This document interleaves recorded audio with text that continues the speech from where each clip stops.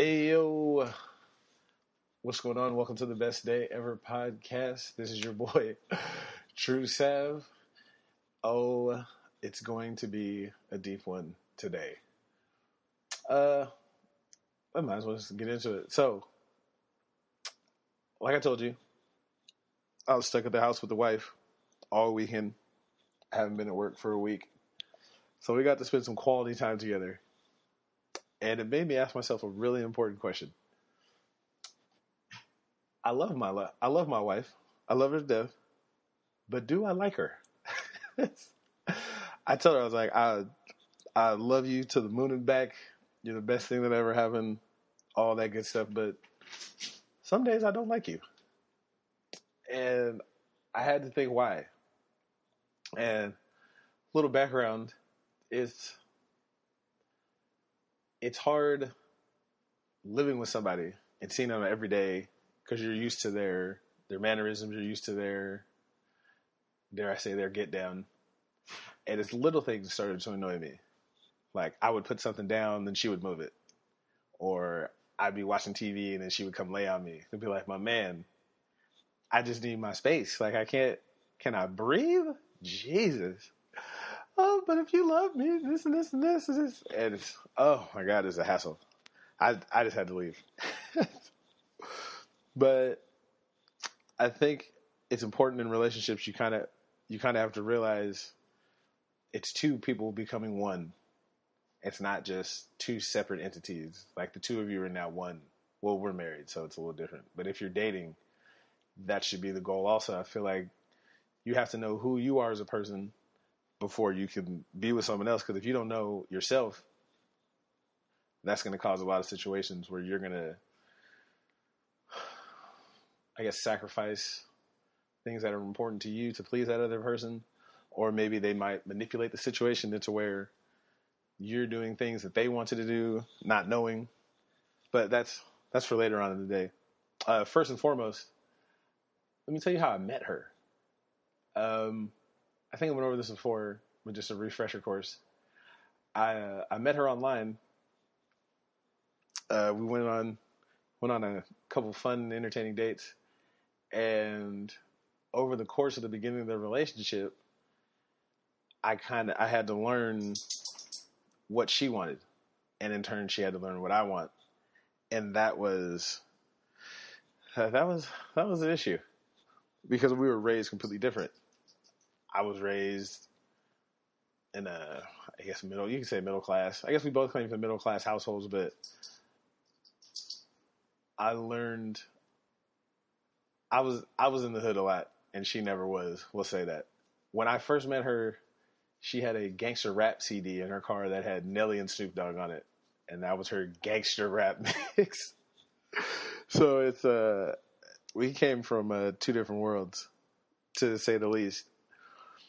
Some of the things that she would do that were weird to me was they went camping, and they had family gatherings, and they have a group text with all of the cousins, and it's not weird because I didn't do those.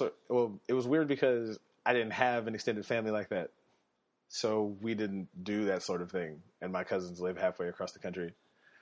That, and it was really just the four of us, my mom, my dad, my sister, and myself. So that was different for me. Oh, by far. But back to when we were dating, I specifically remember after about 5 or 6 years in, I had went to individual counseling, just counseling in general myself, because there was things I knew I couldn't discuss with her that I would prefer to have a trained professional deal with.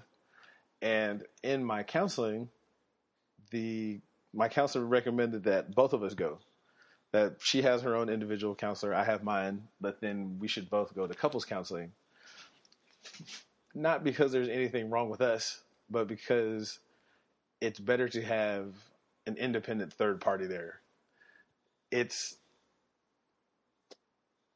hard when you involve your friends and family because they're always going to pick sides. They're never going to be bipartisan. they're always going to pick sides. And the problem with talking to your friends and family about stuff is that they never forget.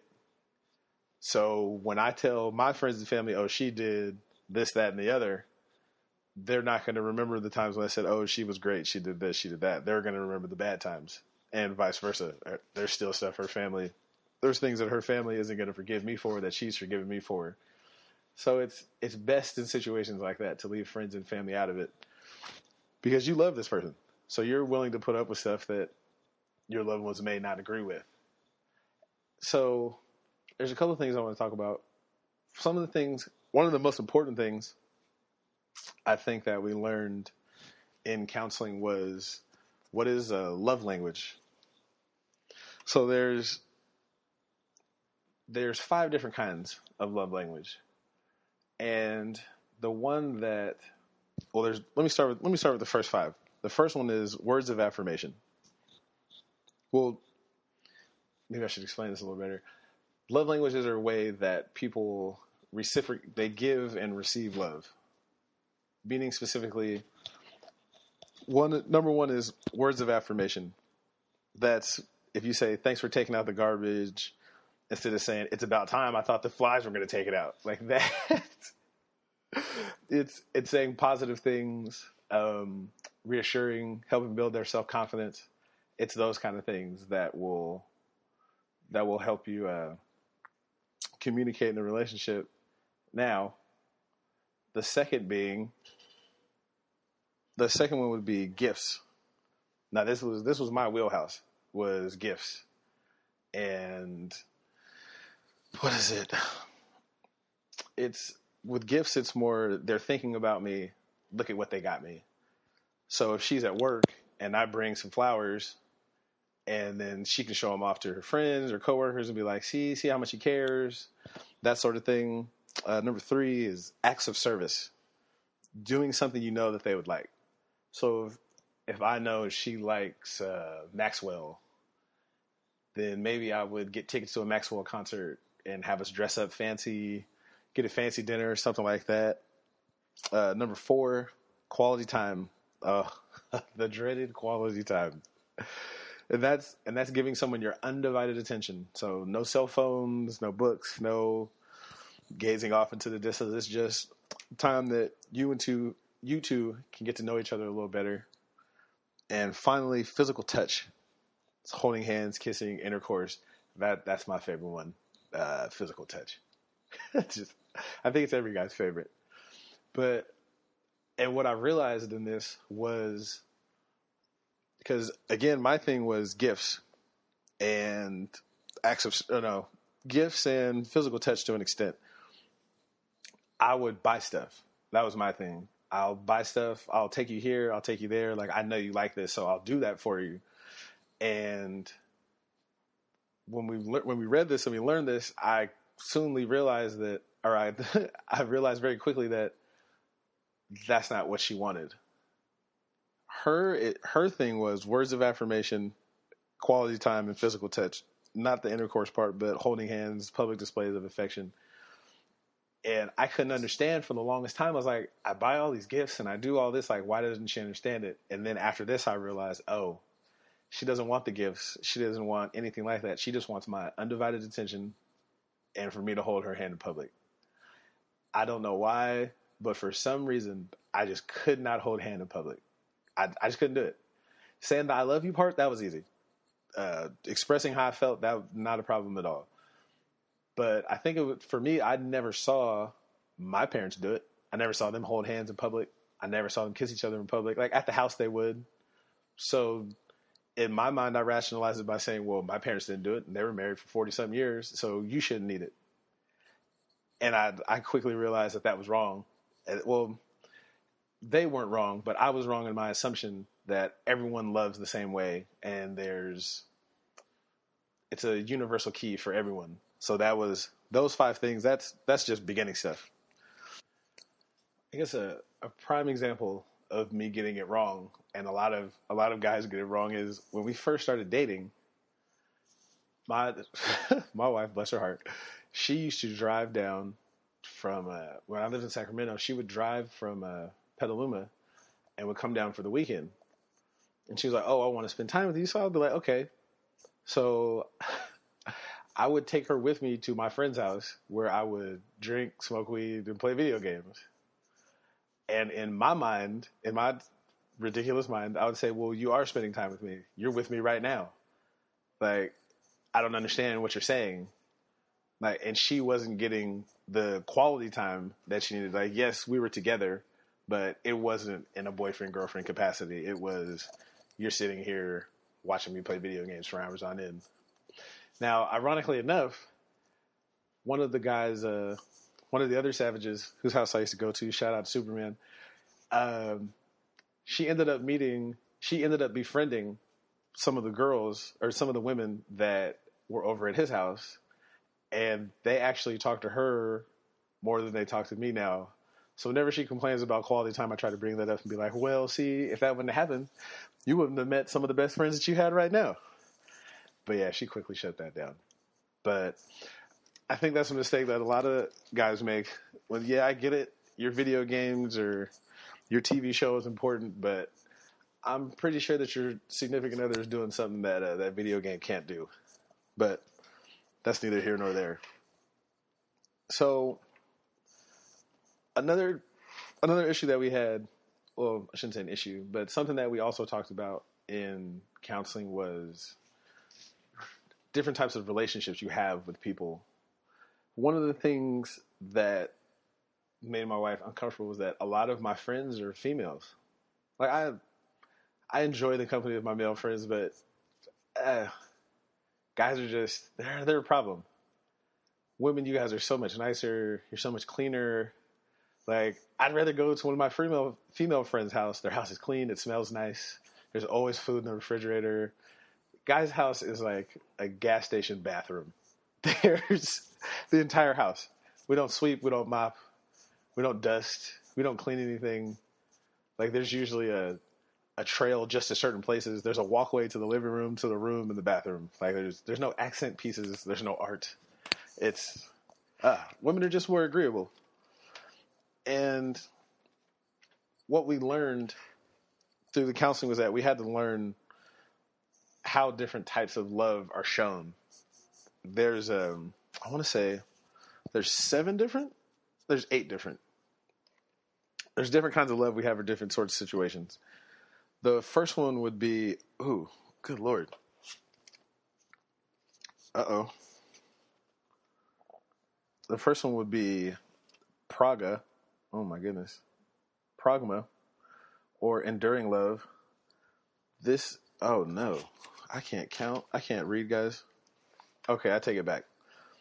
The first one is agape. That's unconditional love.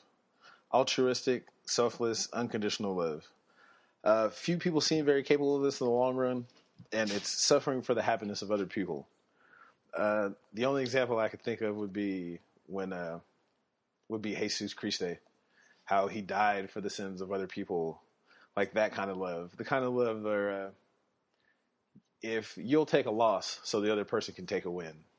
That kind of love. That's very rare nowadays. I can only speak from personal experience, but I don't. Maybe I don't know. I think I have that for a few people. I don't think too many people have that for me. Second kind of love is eros, or romantic love. That would be the kind of love that her and I have. Associated with romantic, passionate, and physical love, an expression of sexual passion or desire, burns hot and bright but burns out fast. So this would be the first 2-3 years. Most people say the first 7 years of a marriage, where it's just all the time, every time. You just can't keep your hands off each other. It's just, oh, I love you, baby. As being an 11-year vet in the game, I can tell you that those days are gone. I mean, I still love my wife. I still think she's fine. I still appreciate her, but it's not like it used to be back in the day. And I mean, I'm old, so it's a different kind of thing. The third one would be philia, or like affectionate love, the love you feel for your friends. It's better than eros, the one we just talked about. It's a representative love between people who consider themselves equal. The word love, in this case, isn't associated with romance. It's a platonic love. For example, Cindy Mac. Shout out to Cindy McFax or Nelly or any of the other Savages. It's I can say I love you, and it's not in a romantic way. It's like I love you like a brother, or I love you like it's someone that you feel like you said you feel equal to, or it's such a bad way of describing it. I would think of it as your comrade, your homeboys, whatever close knit circle you got. That's the kind of love that you display with those kinds of people. After that, it's philatia or self love, not to be confused with narcissism or selfishness. It's necessary to be able to give and receive love from others. And this one is important because it's how can you give something that you don't have? And a lot of my friends that I talk to, when they say, oh, I can't find a man or I can't find a woman and I don't know what's wrong and this and this. And it's like, well, if you don't love yourself, how can someone else love you? When we did our vows at the wedding, that was one of the things I said was that the two of us, now that we're married, it's not two halves becoming a whole. We're two whole people becoming one. And for two whole people to become one, you have to love yourself. And a lot of times people that are in bad relationships or that aren't in relationships, they don't know themselves, meaning they don't know their likes, their dislikes, their goals, their dreams. And if you don't know those types of things, then it's hard for you to get into a relationship with someone because that's how you get used and abused, so on and so forth. Number 5. Storge or familiar love. This would be affectionate love felt between friends. However, this love is more like parent-child love. It is not physical or sexual. It's just a strong bond, kinship, or familiarity. Now, we talked about philia being like, oh, this is the love of your friend. But this one is, I've known you since. As a matter of fact, the guy who's making the intro to the podcast, still waiting on that, buddy. I would say it's like that. Like, I've known you since kindergarten. So I've known you since 1988. Like, we go back like 4 flats on a Cadillac. That type of, I know you, I know your family. We do holidays together. We do that sort of thing. That's the kind of love that would be describing. Pragma, that's enduring love. Now, this is the one that I started off with. This is the opposite of eros. This is love that is matured and developed over a long period of time. Old couples that still hold hands. This, of course, is the rarest of the rare because people don't have the patience or desire to watch love grow. And, of course, it's the easiest kind of love because it doesn't require much effort. Both people must compromise and put in equal effort.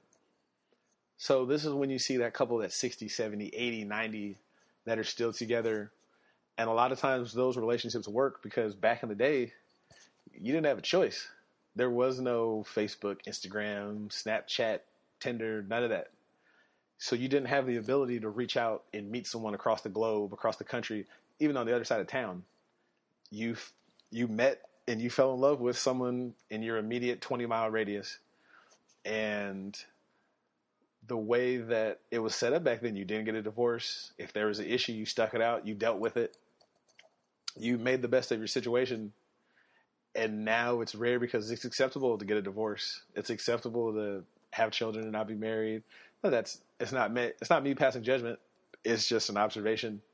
Like for the longest time, I felt weird because I was one of the only kids in school whose parents weren't divorced. Like I didn't know. Like I didn't know anyone whose parents were divorced. It was everyone that I knew, their parents were still together. There was a few kids who were divorced, but that was very rare. That was a rarity to me. But again, that's neither here nor there. Ludist, or lust, I would think, is a playful love. Best described as infatuation, butterflies in your stomach, giddiness when they walk in, feeling of never wanting to be without. This love is like being high. This is when you first meet the person, those first 2-3 months, when there's nothing they could do, and oh, you fart so cute, and oh, they're just so sweet, and it's when you're getting to know each other. That's that kind of love, or lust per se. once you really get to know somebody, that's when you can really kind of decipher, is this the person I want to be with? Is that so on and so forth? And the last one is mania or obsessive love. This kind leads to madness, jealousy, anger, violence. The balance between eros and ludus is off. People who experience this kind of love suffer from low self-esteem. They fear losing the object of their love, and fear compels them to do crazy things in order to keep them. This is the girl who goes through your phone and won't let you have any friends, or the guy in some cases, or you have to turn on your location or send me a picture of where you're at. And I would agree, it's usually someone that has low self-esteem or has been mistreated or misused in the past, so they feel that that's the way they have to act. Or even worse, that's what they saw at home. And so they think that this is how you're supposed to keep somebody, is by this type of over-the-top crazy behavior and so on and so forth. Oh my goodness. As a matter of fact, well, I guess my wife's not here, so I'll tell you. So before I met the love of my life, I actually ran into somebody like that. I was dating a young lady like that. She was 18 and she had a 3-year-old. I'll let you guys do the math. And when we were dating, it was the same thing. Where are you at? Who are you with? This was when cell phones were just kind of starting, so there was no real picture messages. It was all text messages. But she would call 20, 30, 40 times if I didn't answer the phone. I remember one time we went to a gentleman's club, me and 3 of my friends, and I had put my phone on silent. Like, I told her, hey, I'm out, yada, yada, yada. I'll call you back when I'm on my way home. I put my phone on silent and put it face down. And every now and then you'd see the screen light up because there was a call coming. I turned the phone over when we left, which had to be, 2 hours later. I had 96 missed calls. 96. And I was only in there for 2 hours. And a phone call lasts 30 seconds, 35 seconds. So that means either she called me back to back for an hour, or she would call, hang up, wait a second, call, hang up, which either way is ridiculous. That was not the best relationship. So I mean, God bless her. I hope that worked out for her. But yeah, it's relationships are a tricky thing, because like I was saying, if you don't know who you are, how can you love this person with any of the different kind of loves that we had? As much as I like to pretend that my relationship was so great and all this, there was a point where I didn't know if we were going to make it. There was a few points I didn't know if we were going to make it. The one that sticks out the most in my mind would be after. I would say my wife would probably be the 3rd serious relationship I had, and up to that point, we were. I was always the cool guy in the relationship because I'm true Sav, so I was used to people catering to my wants and needs, and I could do no wrong. So it was different because with her, I wasn't the cool guy. I was just this nerdy guy who talked really hood, but she could see right through it, which in hindsight was a good thing. But at one point, I remember it was in February because we got together in August, and it was the same routine. We had gone out, we're hanging out, and I was on my way to Nellie's house, and we pull up, we get to the parking lot, and she just loses it, and she's like, I can't believe this. I came out here for nothing. Like, you always make me do this, and the third. And I'm like, man, shut up. I don't want to hear that. Just be glad that you're here, yada, yada, yada. And she's like, well, it's our anniversary. Like, we should be at home right now. I was like, anniversary? Like, we got together in August. She's like, it's our 18-month anniversary. I said, 18. If you don't get out of my face with that stupid shit, like 18-month anniversary. What the fuck is wrong with you? So I told her, I was like, look, we're just going to go inside. We're going to hang out for a little bit, and then we'll go back. Like, just stop tripping. So we go inside. We're hanging out. So for a second time, now this time she makes a scene about it. Why the fuck are we over here? This and this and this. I can't believe it. Blah, blah, blah, blah, blah. And I was like, look, man, I'm just going to take you home, and then I'm going to hang out. So I take her to the house, and I drop her off. And when I take her to the house, I was like, look, if this is how you're going to act, like, I don't want to be with you. So you can stay the rest of the weekend, but after that, it's a wrap. And I left. And I guess she didn't think I was serious, because the next day she woke up and tried to pretend like nothing happened. And so she was getting her stuff ready to go home. And I was like, well, it was nice knowing you. And she's like, what do you mean? I was like, I was serious. Like, I'm not going to put up with that kind of behavior. You're not going to talk to me like that in front of my friends. So she gassed off, drives off, you asshole, this and this and this and this and this. So for the first week or two, I'm like, yeah, it's party time. I'm single again, this and this. A month goes by, 2 months goes by, 3 months goes by, 4 months goes by. And then I was like, man, this kind of sucks. And I kind of realized, like, I thought back and was like, I guess, was she really asking too much? And I thought about it. Of course, I didn't know the different type of love and love languages and all that type of stuff then. But I just thought to myself, would I want to do that? If I got off work and drove to see her and that was the way she acted, would I want somebody to treat me like that? So I kind of had to take a step back and look and think about my behavior and what she had said. And I had to realize that I was wrong. So now came the tough part, was having to call her and try to play it off like I didn't do anything and still be the cool guy. So I called her and we talked, and we ended up getting back together. And I changed my behavior a little bit, but not too much, I can admit.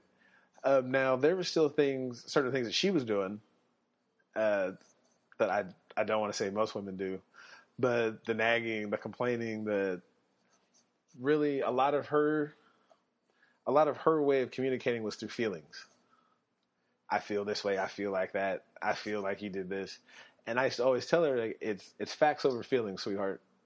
Like, yeah, you may feel a certain way and you may feel like this happened or that happened or I meant this when I said it, but what you need to be concerned about is the truth of the matter. So you can say, oh, I feel like you were disrespecting me because you did this, that, and the third. But the fact of the matter is I was acting this way or that way. And of course, I was wrong. I had read a book by a couple. The name escapes me at the moment. I'll figure it out before the end. And one of the things that the guy talked about in the book was that men and women have different ways of communicating. And obviously, women a lot of time deal with feelings and guys deal with facts.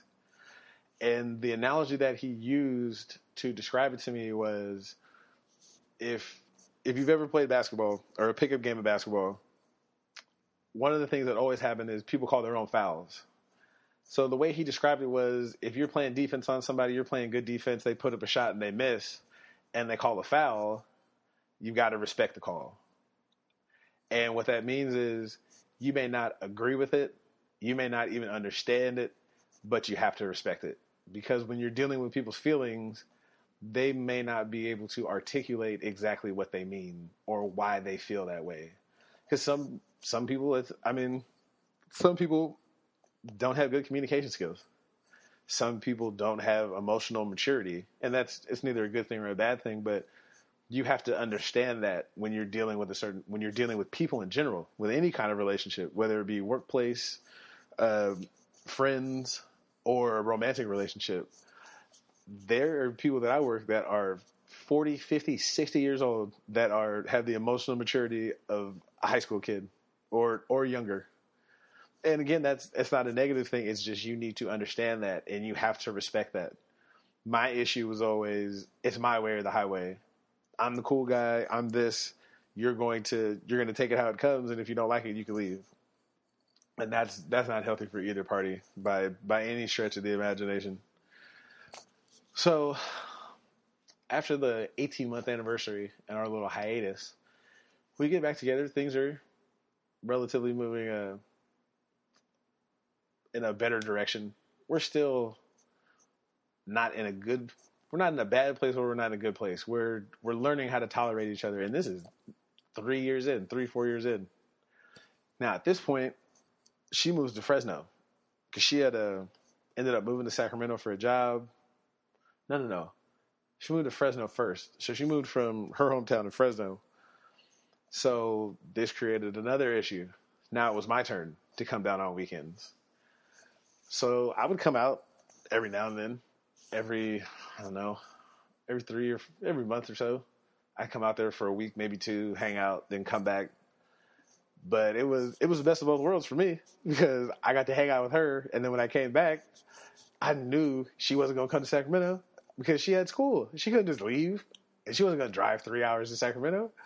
So that put a strain on things because now I'm not really working on it. I can't even lie and pretend to say I was. I was what, 28, 29, living it up. So at this point, this was when even I kind of had to step back and realize like she was going to get her master's at this point, and I'm still a personal assistant. I mean, my job paid good. It was a salary job, company car, all that type of stuff, but it wasn't a career. And in the back of my mind, I started to kind of not doubt our relationship, but I kind of thought, where is this going? She's on track to get a career, and I'm just kind of living the life. Like, I didn't verbalize this with her at the time, and I didn't really verbalize it with my friends because how do I explain to the dope boys that, I really need to find a career path, and I really need to start worrying about my financial future. Like that wasn't a conversation to be had. But after she graduated, so it took what? It took her 2 years to get her master's. So we went back and forth. She finally moved back to Sacramento. And when she moved back, the pressure was on. Because now, even though she had a degree when we first met, and I just had my little raggedy high school diploma, intellectually we were on the same page. But now it was a completely different story because she has her master's degree. So now more is expected of me as a partner. And so now it's kind of changed the power dynamic of the relationship. Because what was once even ground is nowhere even now. One specific event I can think about, I mentioned earlier, is when I was on vacation at the Gray Bar Hotel in Sacramento. And we got into an argument, and she told me, she was like, look, you need to stop messing up. Because at the time, I was still drinking, smoking, acting a fool. I might be in Vegas one day. I might be in LA the next. It wasn't conducive for a productive relationship. And we were on the phone, and she told me, she was like, look, you're throwing your life away. Like, what are you doing? Like, you're way too smart and talented to be in the situations that you're in. Like, you need better friends. Like, what are you doing? And at first I was upset. I was like, oh, how are you going to talk about my friends? My friends have been there forever. And before I could finish, she cut me off. It's like, and look where it got you. And I kind of had to think about it. And I was like, well, yeah. And I'm glad that she said it because it made me realize that the direction I was going wasn't the direction I needed to be. Especially if I'm going to be dealing with someone who's a professional. Like, there's nothing cool about the life I was living. But there's the good type of push, and then there's the negative kind of push. I think that happens in a lot of relationships. A lot of times there's a there's times where your partner will give you some positive encouragement, and then there was times where there was negative encouragement. I'm not even gonna. Let's see. Can I think of a time that she? Oh, there's too many to remember. We'll leave that to history. But fast forward after I got out of vacation, or I got off vacation, she had ended up getting a job in Bakersfield, and this is when we did the big move. And when we did the move, that was kind of my chance to escape. Let me see that. I had ended up leaving because at first I stayed. I helped her move out there, moved everything out there, got situated, and it was the same thing as Fresno. I would visit for a week or two, be gone for a month, and then she finally told me like we're grown, like we're not in our early 20s anymore. Like you're 30, I'm gonna be 30 in a couple years. Like you need to make a decision, dude. And lo and behold, God in her infinite wisdom helped me make that decision. I told you. Parked in front of my friend's house, got back into the car. I get a check for $3,500, and I'm on the road again. So now we're living together, like living together, where I'm there all day, she's there all day, and this puts another kind of pressure on us. Because now, it's one thing when you visit for the weekend. It's another thing when I got to see you every day, all day. And for those of you who don't know, Kern County is the armpit of California per se. I mean, I loved Bakersfield. I loved living out there. I love the food. I love the people, but it's hot. It's hot, and heat does strange things to people. It was, let's see, what is it? May, June, July, August, and a little bit of September. You'd be lucky if it was under 90 degrees. So for 5 months out the year, it's over 90. And I'm talking when you wake up at 8 o'clock, 9 o'clock in the morning, it's already 80. And it doesn't go under 85. So the sun goes down and it's still 80. So that leads to a lot of confrontations. And nothing, I mean, these weren't knockdown, drag out fights or anything. These weren't physical altercations. These were, you're on my nerves. It was little things that couples argue about. Why'd you leave your socks on the ground? Well, I left my socks because you left your dishes in the thing. Well, why'd you leave the milk there? Well, little things that when you are in a new relationship or even an old relationship, like stuff just gets on your nerves. Like you have to learn the intricacies of this person or their quirks or whatnot. And that's what led us to counseling actually, which was a good thing. It's I think it helps us now deal with issues because it's like, okay, we already had that argument. One of the things that our counselor did do, the thing that I swear by this, I tell everybody, there's a book. I remember this book. It's called The Sound Relationship House. And, as a matter of fact, she's calling me right now. Hold, please. And through the magic of technology, what was a 10-minute conversation was only seconds. So, yeah, she knew I was calling.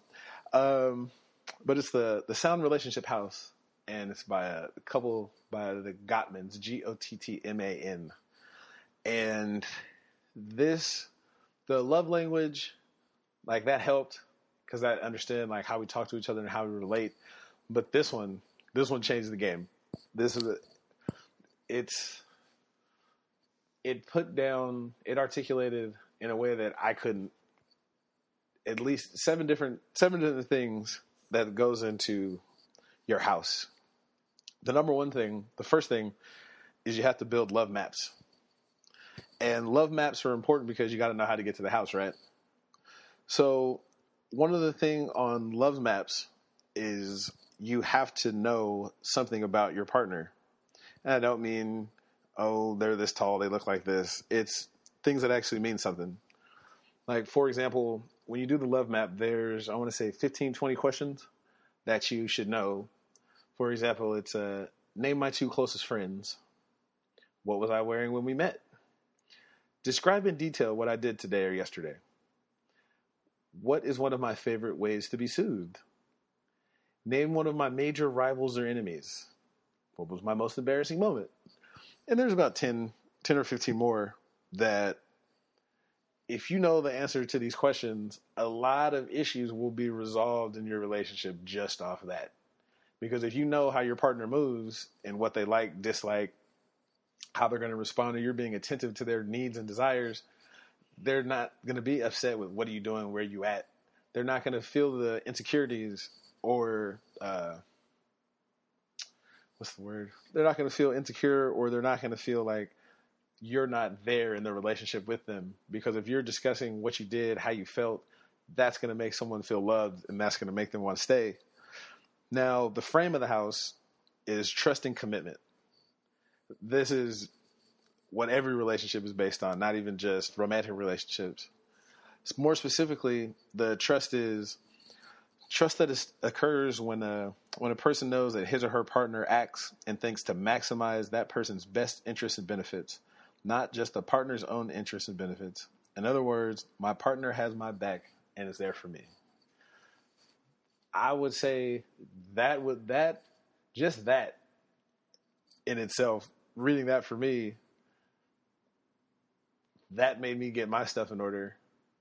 Because a lot of the times when she would call, I would respond like they did in the movies. Where are you at? Well, why does it matter? Well, who are you at? Well, why does it matter? And I would be argumentative and combative because I saw it as, well, why are you in my business?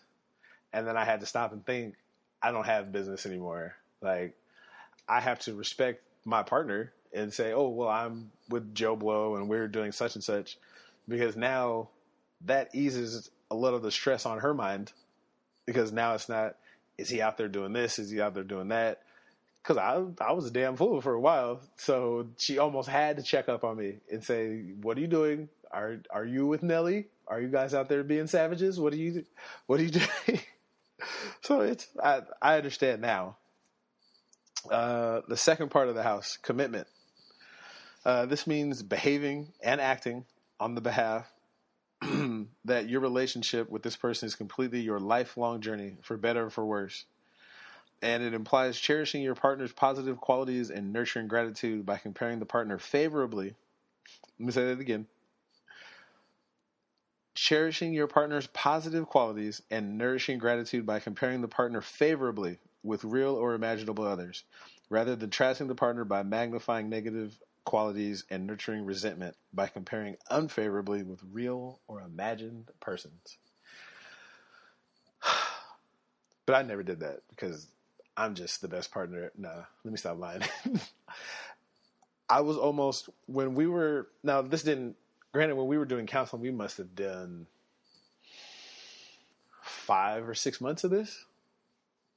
And of course, we didn't go over all of these things in one sitting. This was over the course of time. So I would always think that I was right, because I would give an example of something that happened, and I would explain to the counselor, well, this happened, that happened. And I would look at it in terms of right and wrong, or, oh, she did this, so that means that you're the bad guy, and this and this and this. And one of the things that the counselor said, she always had sports analogies. She said, yesterday's scores don't count for today's games. So whatever happened yesterday was yesterday. You got to leave that behind.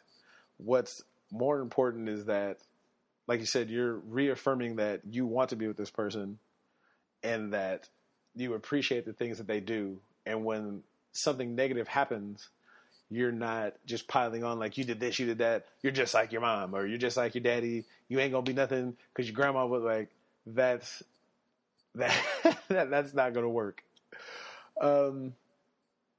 That makes me think of, I used to tell her, I think I'm a funny guy. I have my moments. And one of the things that I would tell her was, when I joke with you, like, I tell her all the time, she has a big head. That's my little big head.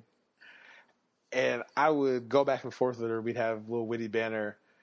And I would make jokes like that, and she'd be like, oh, really? Really? Well, that's why your uncle smokes crack. And I was like, Jesus Christ.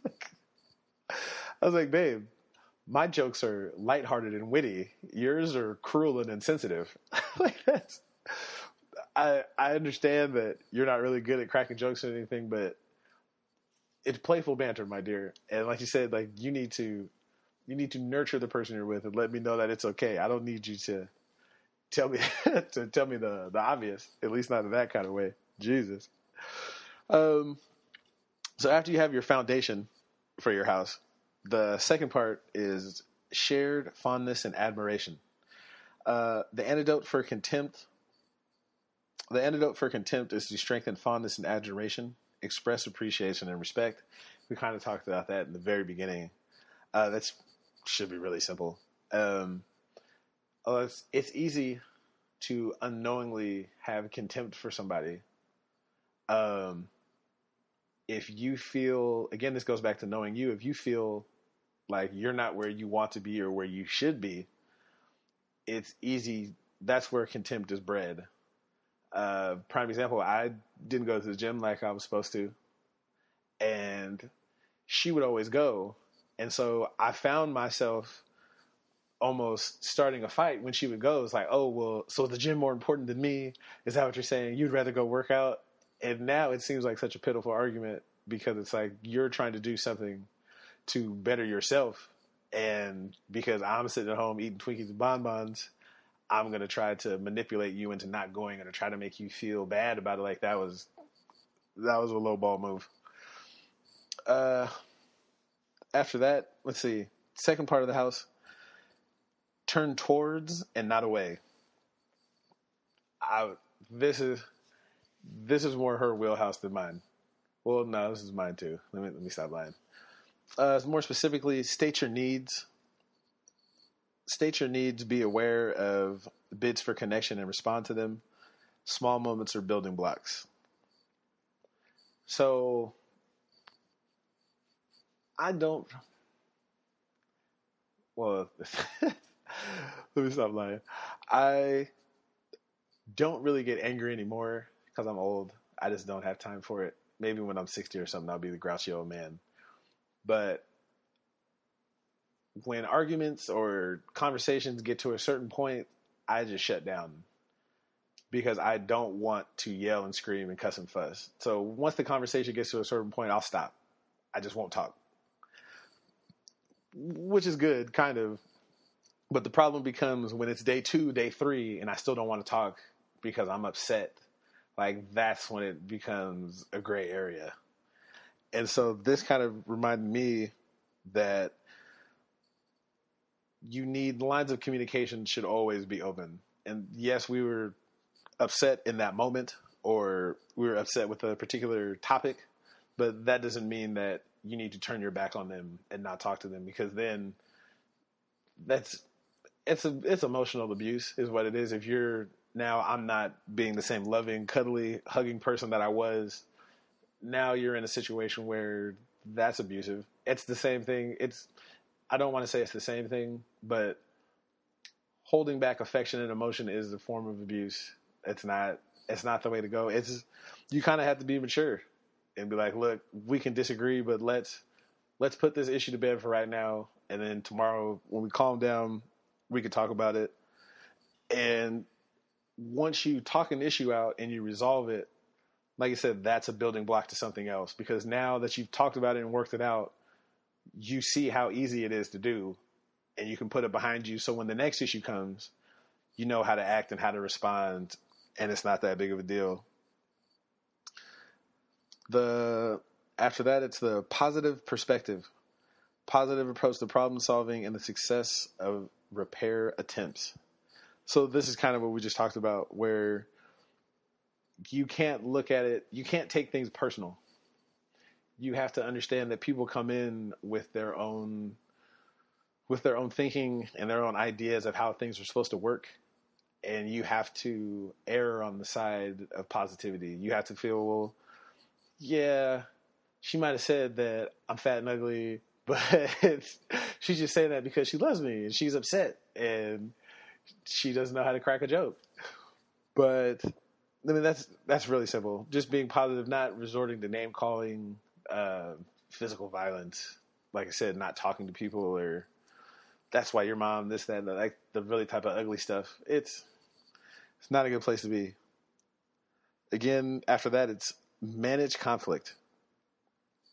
Really quick, it's accept your partner's influence, dialogue about problems, and practice self-soothing. Again, it's like I've read this before or something. There's a difference between managing a conflict and resolving it. There's certain things that you're just not going to be able to resolve. She likes Pepsi, I like Coke. That's just going to be that's just how it's going to be. I'm not going to change her mind. Now, resolving a conflict is, I don't like that you leave your underwear on the floor in the bathroom. Or if I say, I don't like that you leave dirty dishes in the sink and then expect me to do it. Like, that's a conflict that you can resolve. That's something that I'm telling you that you're doing something I don't like, and there's a way for you to resolve it. Stuff like that is simple. But then you have to realize there are certain things that both of us might not budge. And you kind of have to be adults about it with each other and just say, all right, well, if that's what it is, we'll leave it at that and we'll move on. And that's just one of those sensitive subjects that we don't talk about. Furthermore, conflict is natural and it has functional positive aspects. There's a difference in handling perpetual problems and solvable problems. So, like I said, conflict, there's always going to be, right now, she just left to go on a girls' week. And before she left, she's like, well, why don't you clean the house before I leave? I'm like, well, I'm going to be here for 4 days. Why do I need to clean the house right now? Well, because the house is dirty. And because this and this and this and this. It's like, you know what? I'm just going to do it. I'm not going to get into it with you.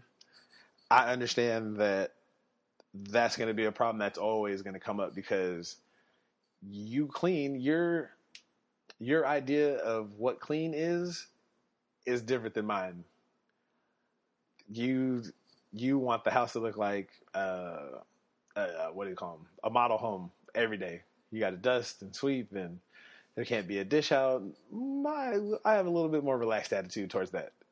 Clean it once a week, and if it gets too bad, we'll clean it up here and there. But those are the kind of things that you need to know about your partner and be able to deal with conflict, even decision making. Especially finances, that's always going to be something that's an issue. You need to know who is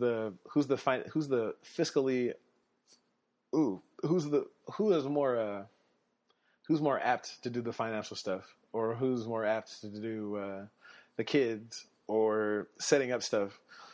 Like, and that's the thing where conflict will help you figure those things out. A lot of times, especially early in relationships, people don't want to argue.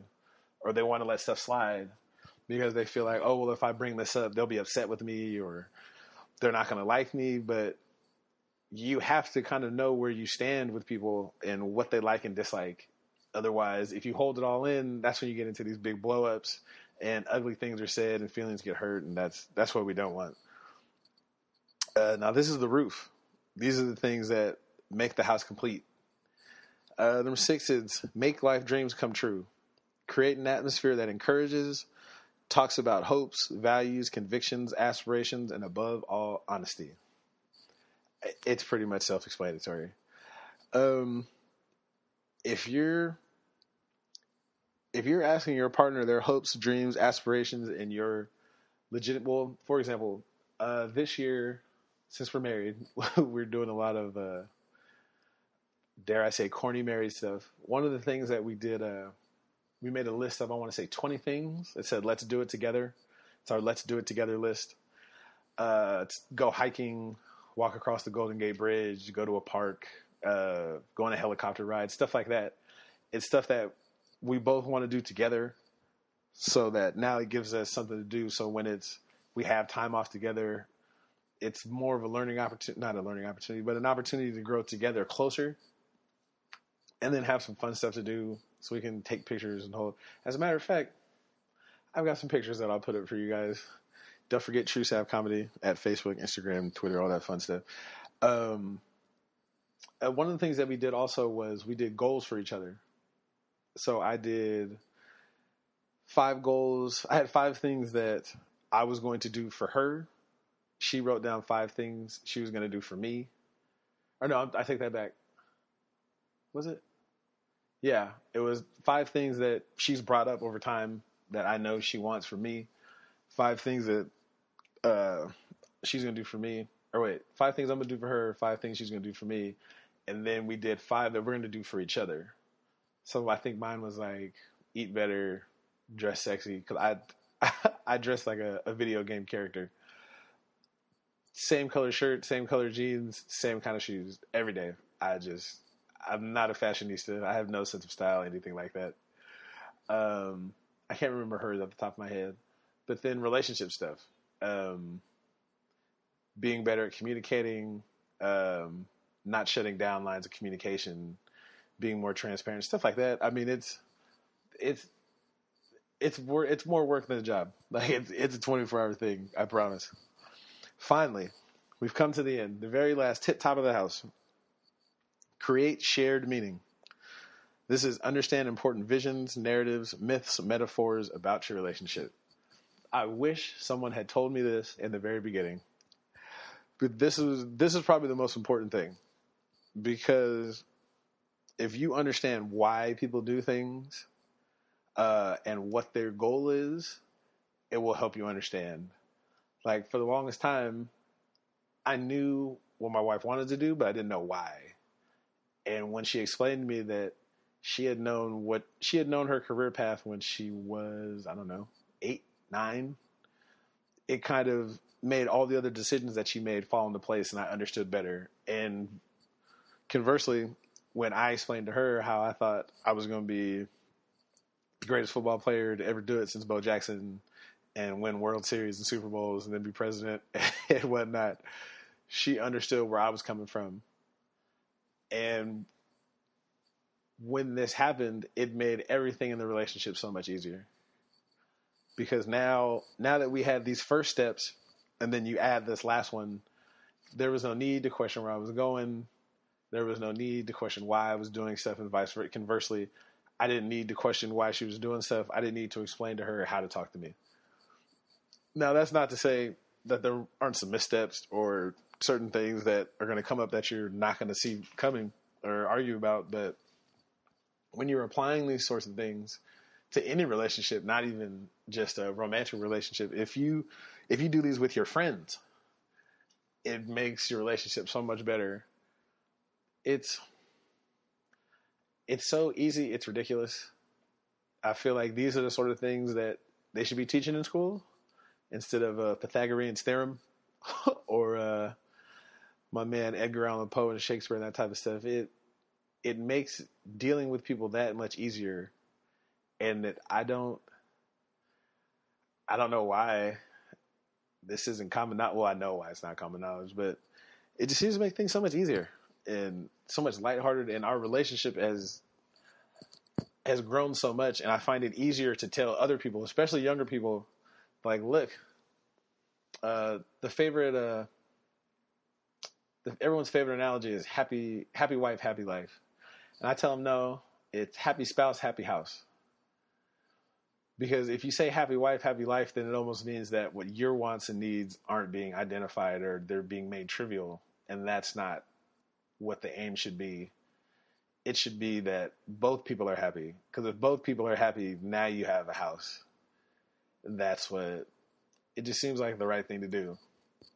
Ooh, 58 minutes? Oh, well, I had to get that off my chest. It was serious. I've been thinking about that all day. Next week, I've got a very special episode. I'm going to leave you with this. I'm going to leave you with one of the tales of Black Ass Mike. Let me think of a good one to leave you with.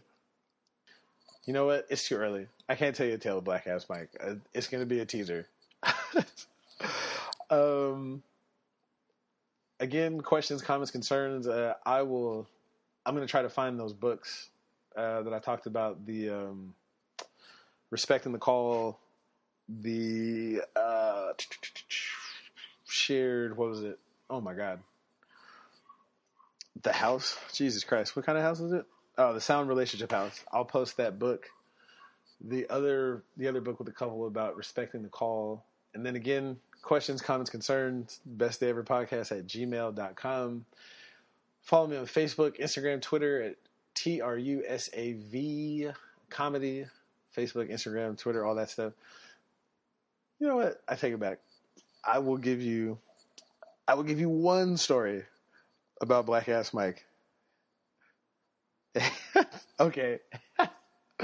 So I'll tell you how I met him next time. But I was at Black Ass Mike's house, and Black Ass Mike is one of the smartest people I've ever met in my life. He could take a microwave apart and make a computer. But in terms of relationships, he's not that great. So I remember one time I was at his house and he had got an email. Again, this has to be 2005, 2006. And he's like, "Oh man, True Sav, you're never gonna believe it. I met this girl and she's so fine and this and this and this." I'm like, "Okay, that's what's up, Mike. What's she look like?" So he shows me the picture. I'm like, "Damn, she's fine, man. Where's she at?" He's like, "Oh man, she's from Africa." I was like, "Africa? Wait, but she lives out here, right?" He's like, nah. He's like, "Bro, but here's the thing. Like, her brother and her uncle took all her money because she's really a princess on the low." And in my mind, I'm thinking, this fool fell for that. But so I let him go. I was like, "So go on. What happened?" "Bro, she's a princess. And her brother and her uncle kept all her money. So I'm going to fly her out here, and then we're going to get some of the money back, and then we're going to be rich, and then we're going to be balling." And I was like, "Wait a minute. So she's rich, right?" He's like, "Yeah." I was like, "But she needs you to give her money to fly out here?" Yeah, because I told you, her brother and her uncle got all the money. So as soon as I send her the ticket, she's going to fly out here and we're going to be together. And I was like, "How long have you been talking to her?" "Oh, bro, for like 6-7 months. Like, it's the one, bro. It's the one, Sav. I'm telling you." All right, my man. God bless. I'm sure God sent you this young lady. So he's like, "All right." So he sends her the plane ticket. Now, for those of you who don't know, a plane ticket to Africa is like $1,000-something, maybe more. I don't quote me. He might have got a deal. So I take him to the airport. So, and this was post 9/11, but you could still walk up to the gate at this point. Like, you could still walk up to the gate with no boarding pass and wait for people to get off. So we get to the airport, walk up to the gate. The flight came in. It transferred. She got into LaGuardia, then to Dallas. So it was a connecting flight from Dallas. So we're standing there, we're waiting, and we're watching people get off. We're watching people get off the plane. And all of a sudden, this guy gets off the plane that looks like Hakeem Olajuwon. He was 7 foot tall, black as the ace of spades at midnight. And I was like, "Oh, that's her." I didn't say it at the time. I didn't want to burst dude's bubble. So as he's leaving, he kind of looks at us funny. And in my mind, I'm thinking, "Oh, he is laughing on the inside right now." So the whole plane empties. And we're just kind of standing there. I'm like, "Hey, did you see her?" Like, I didn't see her. What did you? So he's like, "Yeah, I didn't see her. I don't know what happens." So we go back to the house. He shoots a couple of emails off. No response. But I mean, we all know what happened. And that's Black Ass Mike right there, falling for the Nigerian princess scam in 2006. I'm sorry, I shouldn't laugh. But yeah, be sure to tune in next time for some amazing stories of Black Ass Mike. Yeah. bestdayeverpodcast@gmail.com. Questions, comments, concerns. Follow me on Twitter, Instagram, Facebook, True Sav Comedy. All right, man. I'm going to holler at y'all.